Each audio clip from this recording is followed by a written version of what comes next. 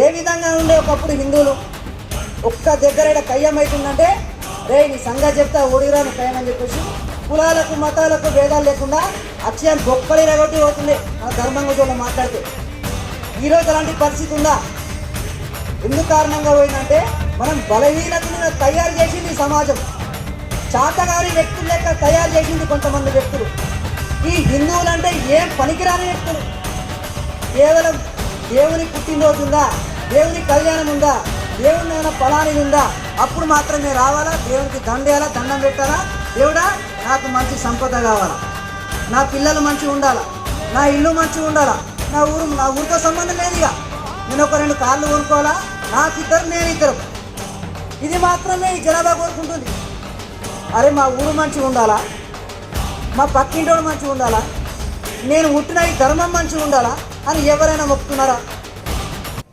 మొక్కుతున్నారా లేదా? అలా ఈ దేశాలన్నీ కలిసినప్పుడు కూడా హిందువుల్లో ఐకమత్యం ఉంటుండే. వాస్తవాలు చెప్తే మనం మాట్లాడుకుంటాం, అట్లా ఈ విధంగా ఉంటుండే.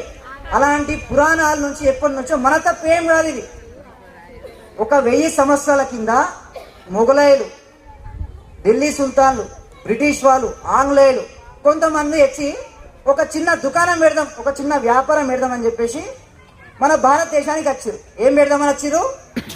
చిన్న దుకాణం వ్యాపారం కోసం వచ్చారు. అలా వచ్చారు, మంచిగానే ఉంది. ఉన్నోడు దుకాణం